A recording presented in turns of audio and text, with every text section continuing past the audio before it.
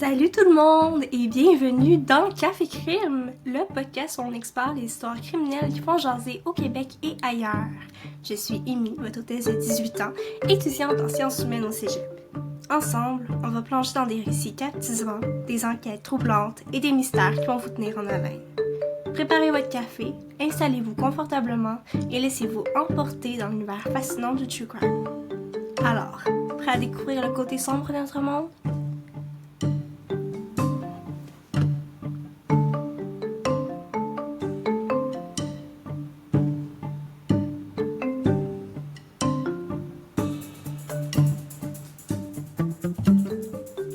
Salut tout le monde! Ça fait un moment que j'ai pas posté, puis je vous avoue que ça m'a vraiment manqué. Entre le cégep et ma santé qui a pris un coup, j'ai dû ralentir un petit peu. Mais je suis de retour et je reviens en force avec du nouveau contenu pour vous. Je tiens à dire un gros merci à vous tous. On est maintenant 230 abonnés sur Spotify. C'est incroyable. Puis même si vous écoutez sans être abonné, merci d'être là. Si vous aimez ce que vous entendez, n'hésitez pas à liker, partager et à vous abonner. Ça m'aide énormément. Allez, on attaque l'épisode du jour. J'espère que vous êtes prêts à plonger dans le crime avec moi. Comme avant chaque épisode, je tiens à faire un trigger warning. Ce contenu aborde des sujets qui peuvent être profondément perturbants, incluant des meurtres non résolus, des violences familiales, des actes de barbarie et des éléments surnaturels. Il contient des descriptions détaillées de scènes de crime, de violence, ainsi que des théories macabres et des spéculations sur des aspects paranormaux. Si vous êtes sensible aux discussions sur le meurtre, la violence ou les mystères criminels non résolus, il est recommandé de réfléchir avant de continuer ou de vous préparer à un contenu qui pourrait être émotionnellement difficile à gérer. N'hésitez pas à arrêter le podcast ou à demander de l'aide. Votre bien-être est notre priorité. Imaginez une ferme isolée dans la campagne bavaroise, entourée de champs et de forêts sombres. Le silence y est presque palpable, interrompu uniquement par les bruits des animaux et le craquement des arbres dans le vent. Nous sommes en 1922, une époque où l'Allemagne peine encore à se relever de la Première Guerre mondiale.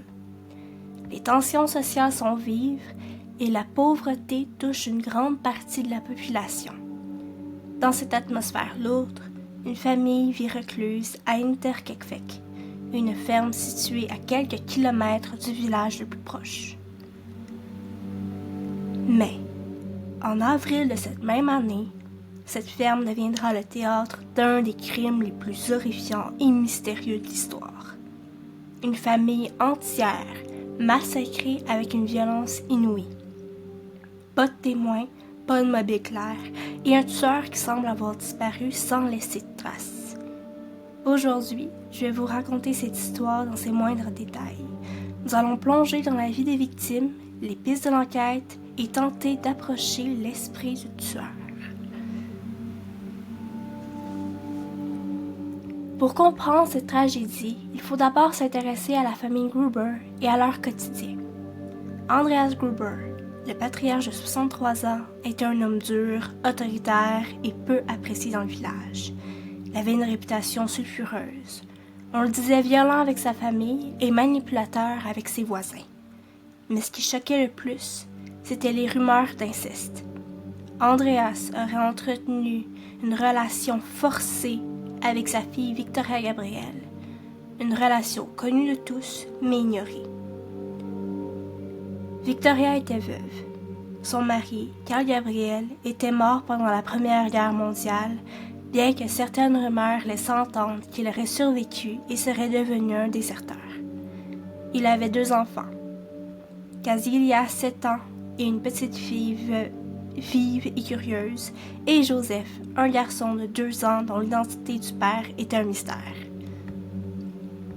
Officiellement, il était le fils de Victoria et de son défunt mari, mais beaucoup soupçonnaient qu'Andreas Gruber ou Lorenz Schlintenbauer, un voisin avec qui Victoria avait eu une liaison, était le véritable père.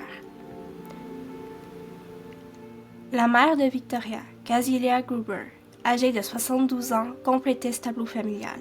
Une femme discrète dont la vie semblait être marquée par les violences de son mari et les drames familiaux.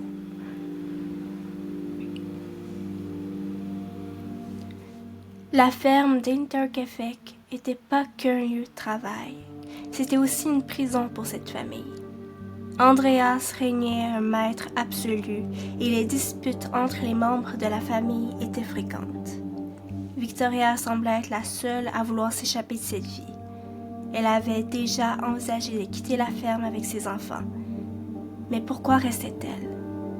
Était-ce par peur de son père ou à cause du poids des traditions? Les voisins parlaient souvent d'une atmosphère étrange autour de la ferme. Andreas évitait tout contact avec les villageois et Victoria, bien que polie, paraissait toujours préoccupée. Interkefek était un lieu où les secrets semblaient peser lourdement sur les épaules de chacun. Les jours précédant le drame, des événements étranges se sont produits. Des traces de pas ont été trouvées menant à la ferme, mais aucun ne repartait. Des bruits inquiétants ont été entendus dans le grenier. Un journal inconnu a été découvert dans la maison. Maria Baumgartner, la nouvelle domestique, était arrivée le jour même du crime. Elle remplaçait une précédente employée qui avait quitté son poste, affirmant que la ferme était hantée. Je vais tenter de vous immerger dans la scène macabre du massacre de Interkefek, tel qu'on peut l'imaginer, basé sur les détails historiques et les spéculations criminologiques. La nuit du 31 mars 1922 est glaciale. La neige a récemment recouvert le sol autour de la ferme isolée de Interkefek. L'intérieur de la maison est éclairé par des lampes à pétrole, créant des ombres dansantes sur les murs en bois. Vous entendez le crépitement du feu dans la cheminée. Le seul son qui brise le silence lourd de la ferme entourée par la forêt dense. Vous entrez dans le garage, où l'odeur du foin frais se mêle à celle du sinistre de sang. L'air est froid, mais vous sentez une chaleur humide provenant des corps recouverts de foin. Vous aperceviez d'abord Andreas Gruber étendu sur le sol de terre, battu. Sa main est levée, comme s'il avait tenté de se défendre. Ses doigts sont crispés, tachés de sang qui a coulé de son front fracassé. La pioche, l'arme du crime est visible non loin, ses bords maintenant rougis par le sang. À ses côtés, Casillia Gruber est touché. Ses cheveux blancs contrastent avec le foin sombre. Une profonde entaille à la tête indique que la mort est venue rapidement sans qu'elle n'ait le temps de crier. Victoria Gabrielle, leur fille, gît près d'eux, son visage figé dans une expression de surprise et douleur. Une flaque de sang s'est formée sous sa tête, indiquant qu'elle a été frappée plusieurs fois, peut-être en essayant de protéger ses enfants ou de fuir. Maria Baumgartner, la femme de chambre, est la dernière dans cette scène funèbre. Elle porte encore son tablier de travail, taché de rouge, là où la pioche l'a atteint. Une traînée de sang montre qu'elle a peut-être tenté de ramper, un dernier effort de survie. En entrant dans la maison, vous êtes frappé par un silence encore plus profond, si possible. Vous montez les escaliers en bois qui grincent sous vos pas. Chaque craquement résonne dans la maison vide. Dans la chambre des enfants, la lumière du couloir révèle le pire. Casillia Gabrielle, avec ses cheveux blonds tressés, repose dans son lit, une tache sombre sur son oreiller, une marque de l'horreur perpétuée en silence. Ses yeux sont fermés comme si elle dormait, mais le sang dit une autre histoire. À côté d'elle, Joseph Gabriel, un petit garçon de 2 ans, est allongé, sa couverture à peine dérangée, mais avec une blessure mortelle à la tête. Après avoir quitté la chambre, vous remarquez les signes de vie qui continuent malgré tout. La cheminée où le feu a été entretenu, des assiettes dans l'évier, un bol de nourriture pour les animaux encore à moitié plein. L'atmosphère est imprégnée d'une présence invisible, celle du meurtrier qui a choisi de rester, de vivre parmi les morts, peut-être pour nier la réalité de ses actes ou pour prolonger le mystère. Cette scène, bien que conjecturée à partir des éléments connus, vous laisse avec une impression de tragédie absolue, de sang versé en abondance, de vie interrompue brutalement dans un lieu qui devait être un havre de paix. Le mystère d'Interkefek n'est pas seulement dans l'identité du meurtrier, mais dans la brutalité inhumaine d'un acte si familier dans son exécution, si étranger dans son contexte. Les corps n'ont été découverts que le 4 avril par un voisin, Michel Proch. Après que personne n'ait vu ou entendu parler de la famille pendant plusieurs jours, la découverte a été faite après que les enfants aient manqué l'école et que la famille n'ait pas assisté aux offices religieux, ce qui était inhabituel. L'enquête n'a jamais abouti. Plusieurs pistes ont été explorées. Laurent Schlittenbauer, jaloux et impliqué dans les affaires familiales. Carl Gabriel, supposé mort, mais dont certains pensent qu'il ait survécu. Un vagabond meurtrier ou un tueur en série inconnu. Les experts modernes pensent que les crimes étaient prémédités et que le tueur connaissait la ferme. Les coups précis suggèrent une violence froide et calculée, typique d'un crime passionnel ou d'une vengeance. Voici un aperçu des avis et analyses de professionnels concernant l'affaire Interkefek, basée sur des discussions et des études criminologiques. Markus Kumpa, un criminologue allemand qui a écrit sur l'affaire, souligne les éléments étranges comme les empreintes de pas et les bruits dans le grenier, suggérant que le meurtrier était probablement familier avec la ferme ou avait un mobile très personnel. Il mentionne également la possibilité d'un crime passionnel ou de vengeance. Peter Bayerling, auteur et recherche en criminologie. Il a exploré les aspects psychologiques du meurtrier.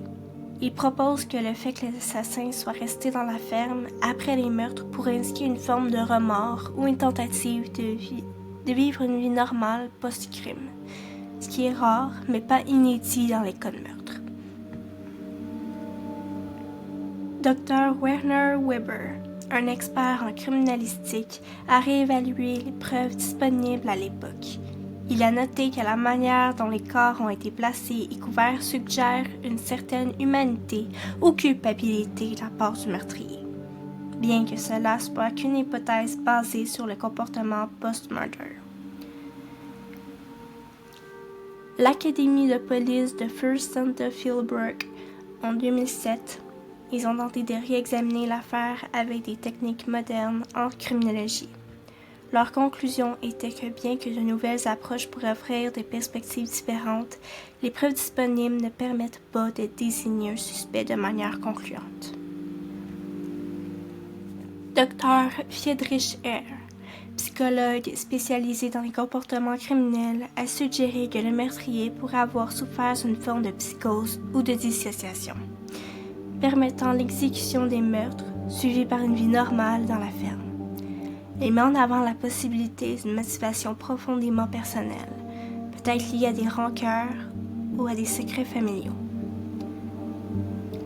Les profileurs modernes qui ont étudié l'affaire ont souvent conclu à un profil de quelqu'un avec une connexion locale, potentiellement motivé par une vengeance ou une colère intense avec une connaissance intime des habitudes de la famille.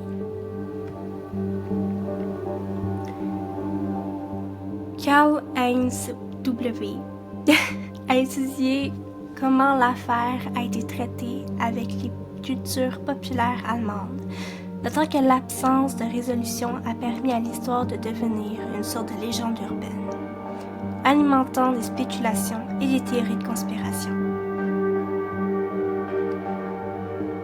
La majorité des professionnels s'accordent sur plusieurs points. L'absence de résolution est en grande partie due à la perte de preuves avec le temps et à la technologie limitée de l'époque. Le comportement bizarre après les meurtres suggère un lien fort avec l'endroit ou le désir de ne pas être démasqué. Les théories vont d'un crime passionnel ou familial à des motifs plus complexes, mais sans preuve concrète, aucun ne peut être confirmé. L'affaire reste un cas d'étude pour l'éducation criminologique, montrant comment les contextes, la méthode d'enquête et les limites technologiques influencent la résolution d'un crime. Ces avis montrent que même avec une approche moderne, Inderkefek reste un mystère captivant et intrusif dans le monde de la criminologie. Inderkefek continue de fasciner plusieurs historiens et amateurs de true crime. Ce mystère non résolu a inspiré de nombreux livres et films. Peut-être qu'un jour, de nouvelles analyses ADN ou des documents oubliés permettront de résoudre cette énigme. Mes sources pour cette affaire: Wikipédia, Murderpedia, certains podcasts et rapports d'enquête. Nous sommes déjà rendus à la deuxième histoire. Les meurtres de la famille DeFeo. Nous allons explorer un des cas les plus sinistres et discutés du monde du true crime. Le meurtre de la famille DeFeo. Préparez-vous pour une immersion totale dans l'horreur d'Amityville. La nuit du 13 novembre 1974, une date qui a marqué l'histoire de la petite ville d'Amityville à New York, comme l'une des plus sombres. Ce soir-là, Ronald DeFeo, surnommé Butch, un jeune homme de 23 ans pris avec des démons intérieurs, a transformé un rêve de banlieue en cauchemar. À 3h15 du matin, avec un fusil Marlin 35 à levier, il a commis un acte de violence inimaginable, tuant sa famille entière dans leur sommeil. Les victimes. Ronald DeFeo, 43 ans, travaillait comme concessionnaire automobile. Il était décrit comme un homme dur, exigeant et autoritaire, souvent en conflit avec ses fils aînés. Louise DeFeo, 43 ans, était une mère aimante, mais souvent silencieuse, soumise à l'autorité de son mari. Elle a été la seule à recevoir 2 tirs, ce qui indique peut-être une attaque plus personnelle ou une hésitation après le premier coup. Dawn DeFeo, 18 ans, avait des ambitions de quitter la maison familiale pour une vie meilleure, connue pour son fort caractère. Allison DeFeo, 13 ans, était souvent décrite comme la plus douce de la fratrie. Une adolescente qui naviguait les défis de l'adolescence. Mark DeFeo, 12 ans, était un jeune garçon passionné par le sport, cherchant à se faire une place dans une famille compliquée.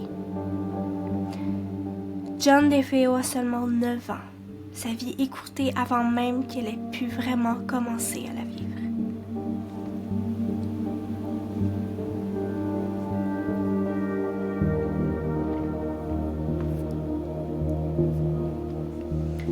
L'arme utilisée est un fusil Marlin 35 à levier, un choix qui nécessitait un acte de réarmement entre chaque coup, suggérant une préméditation froide.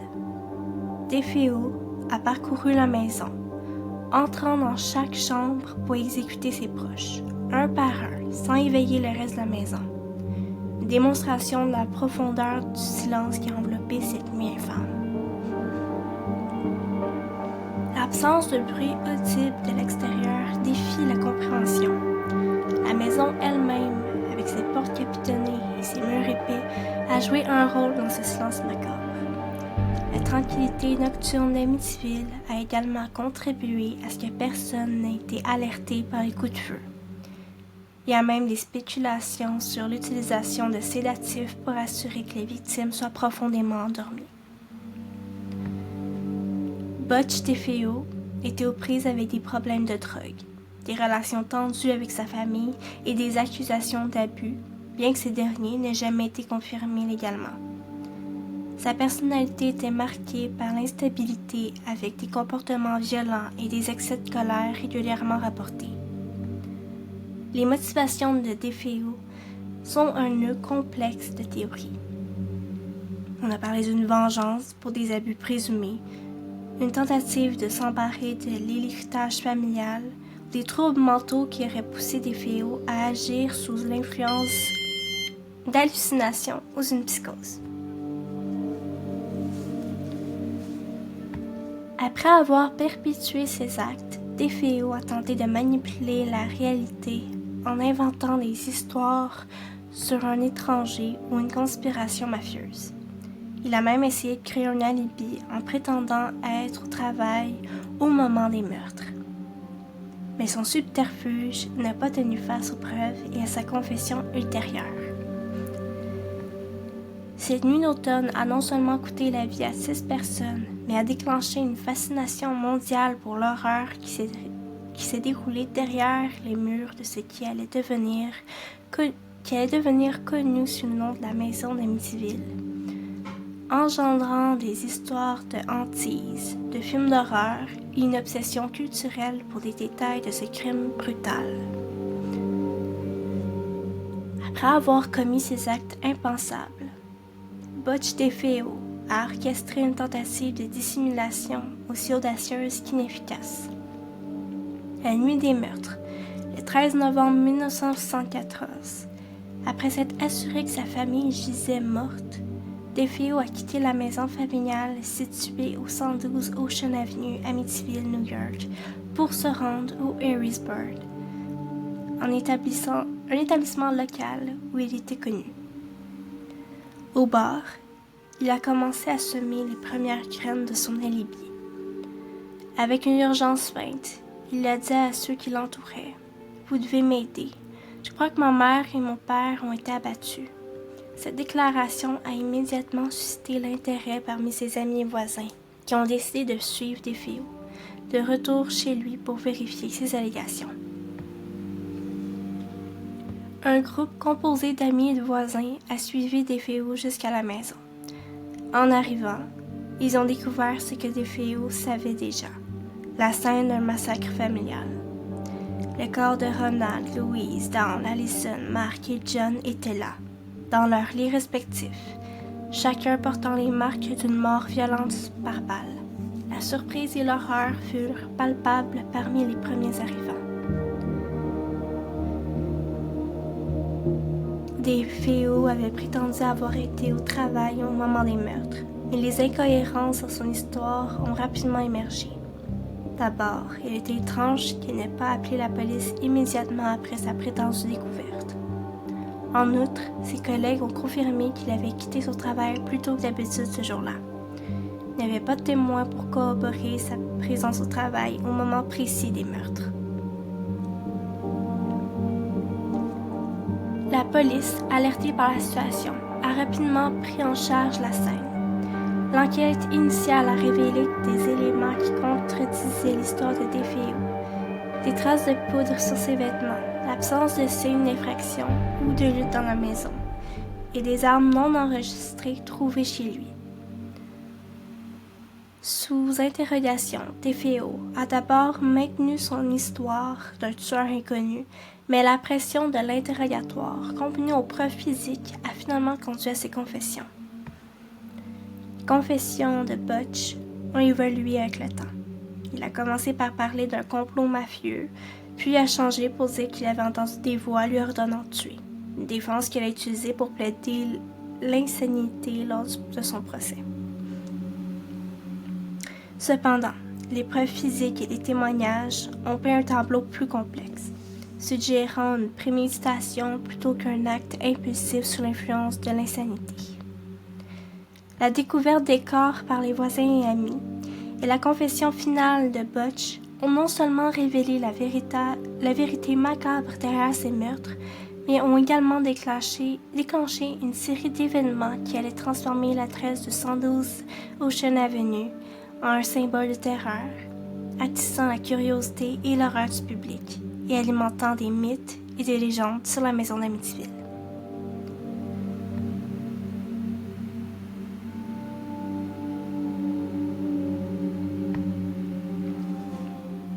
Chaque membre de la famille a été abattu dans son sommeil, recevant une balle dans le dos, une méthode qui suggère une intention d'éliminer toute possibilité de résistance ou de fuite. Cependant, Louise, la mère, a été la seule à recevoir 2 coups de feu, indiquant peut-être une hésitation et une motivation plus personnelle à son égard. La police, en entrant dans la maison, a été frappée par l'atmosphère de calme mortel. Chaque victime était dans sa chambre, dans des positions suggérant qu'elle dormait au moment de l'attaque. Il n'y avait aucun signe de lutte, ce qui a immédiatement soulevé des questions sur la méthodologie de DeFeo. L'absence de signes de lutte ou de tentative de défense indique que les victimes étaient complètement prises au dépourvu, endormies ou incapables de réagir. La maison était équipée de portes capitonnées et de murs épais, contribuant à ce que les coups de feu n'aient pas été entendus par les voisins. La tranquillité de la scène a conduit à des spéculations sur la possibilité que les meurtres de la famille aient été sous l'influence de substances. Certaines théories proposent que Butch aurait pu administrer des sédatifs ou des drogues à ses proches pour les maintenir dans un sommeil profond, facilitant ainsi l'exécution de son plan sans éveiller la maison. Cependant, aucune preuve toxicologique n'a confirmé cette hypothèse, car les tests de l'époque étaient limités. Des spéculations ont également été faites sur l'idée que DeFeo aurait pu utiliser des techniques de manipulation comme l'hypnose pour maintenir ses victimes dans un état de passivité, bien que cela soit largement spéculatif et non étayé par des preuves concrètes.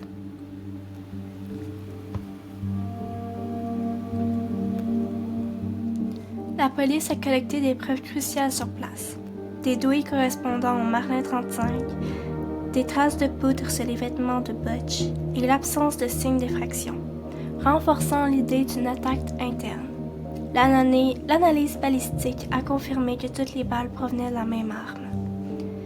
Cette nuit d'horreur a non seulement marqué la fin tragique pour la famille DeFeo, mais a également laissé derrière elle une série de questions et théories qui auraient continué à captiver et de troubler ceux qui s'intéressent à cette affaire.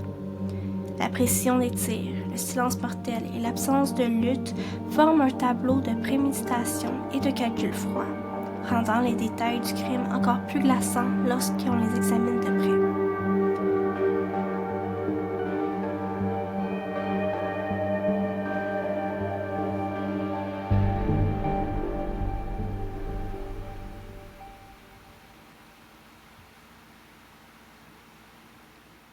La police a consulté des psychiatres pour évaluer l'état mental de Butch. Des témoignages ont été recueillis sur ses comportements erratiques, ses problèmes de substance et sa relation tumultueuse avec sa famille, alimentant la défense de l'insanité. Le procès de Ronald DeFeo a commencé le 14 octobre 1975 et voici les points saillants. La défense de Butch a plaidé la folie, affirmant qu'il entendait des voix lui ordonnant de tuer sa famille. Des experts en psychiatrie ont témoigné,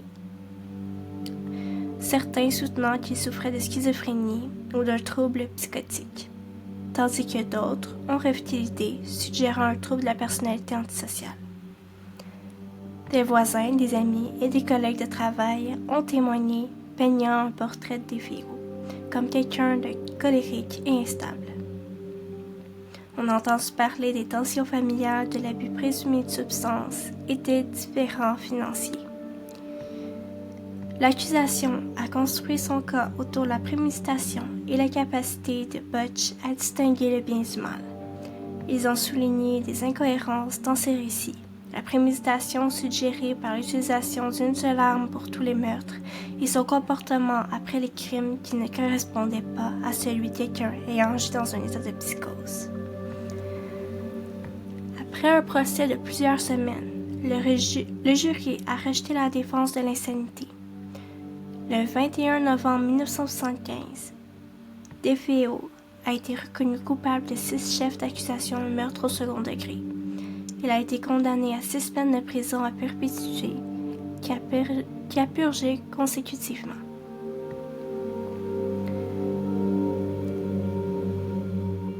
Des motions pour un nouveau procès ont été déposées, basées sur des allégations de mauvaise conduite de l'avocat de la défense ou de nouvelles preuves, mais toutes ont été rejetées.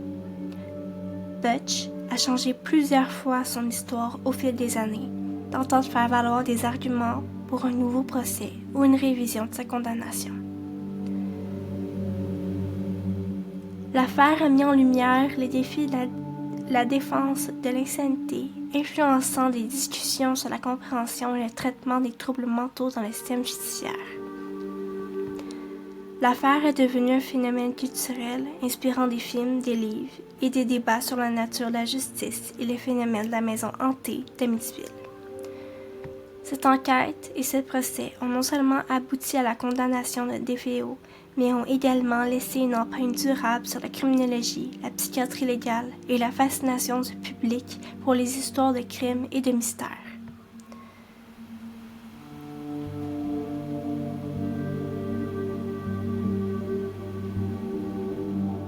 L'une des spéculations les plus intrigantes suggère que DeFeo aurait pu avoir un complice, peut-être même un membre de sa propre famille qui aurait ensuite été tué pour couvrir les traces.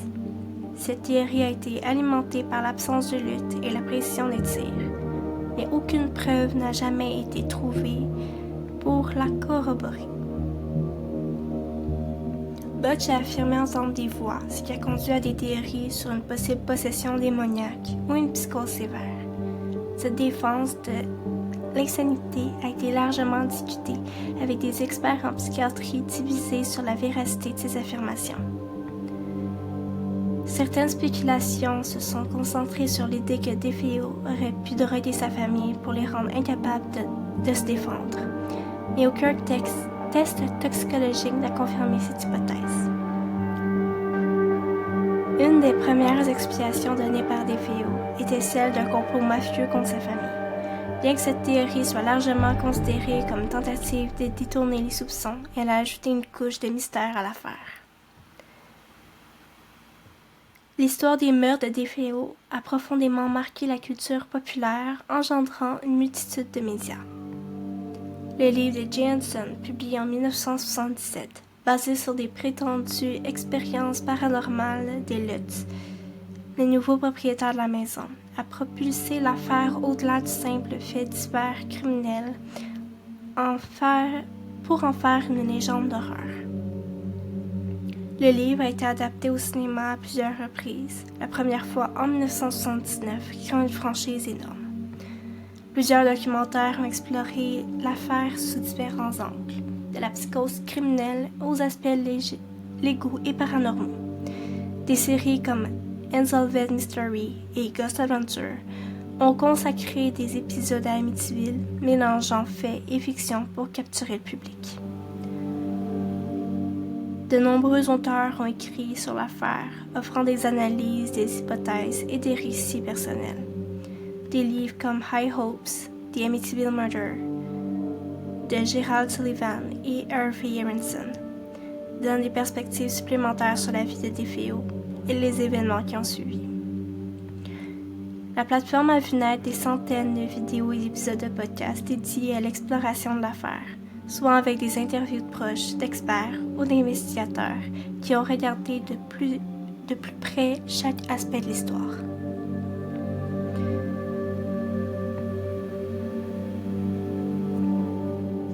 L'affaire DeFeo, à travers ses théories et ses influences culturelles, a non seulement défini ce que peut devenir une histoire criminelle dans la culture populaire, mais a également posé des questions profondes sur la nature du mal, de la justice et la manière dont nous racontons et consommons l'histoire de tragédie et d'horreur.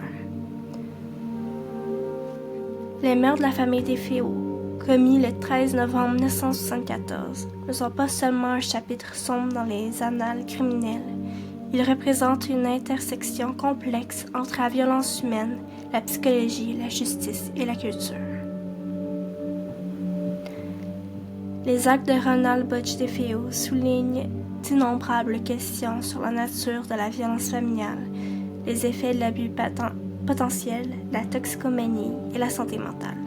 Comment une personne peut-elle en venir à prendre la vie de ceux qu'elle est censée aimer? Les experts continuent d'analyser cette affaire pour comprendre la dynamique psychologique en jeu, cherchant des réponses dans les troubles mentaux, la génétique et l'environnement familial. L'affaire DeFeo a mis en lumière la fascination morbide du public pour les histoires de crimes violents. L'intérêt inépuisable pour les détails de cette nuit tragique montre comment la société est à la fois horrifiée et captivée par les extrêmes de la nature humaine. Cette fascination alimente une industrie de médias, de livres et de films, de podcasts, à séries documentaires, chacun explorant les recoins sombres de l'âme humaine.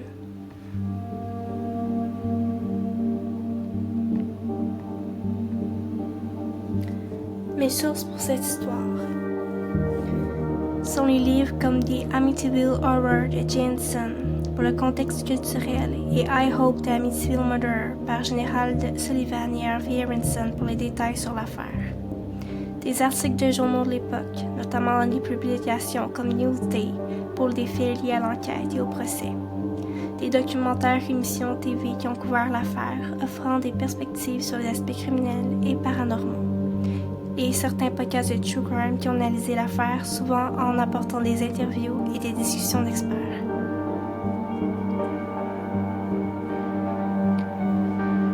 Donc voilà, c'est tout pour aujourd'hui sur les affaires de DeFeo et Interkefik. Deux histoires vraiment horribles. On dirait que parfois la vérité c'est plus bizarre que la fiction. Ce qui est certain, c'est qu'on n'a pas fini d'en parler. Ces affaires restent mystérieuses et les questions sans réponse continuent de hanter ceux qui sont intéressés. J'espère que cet épisode vous a tenu en haleine, autant que moi, en le préparant. Comme d'habitude, si vous avez aimé, partagez, commentez et abonnez-vous. Merci de m'avoir écouté. On se retrouve pour un prochain épisode de Café Crème Podcast. D'ici là, restez prudents et n'oubliez pas, le crime est partout, même là où on s'y entend le moins.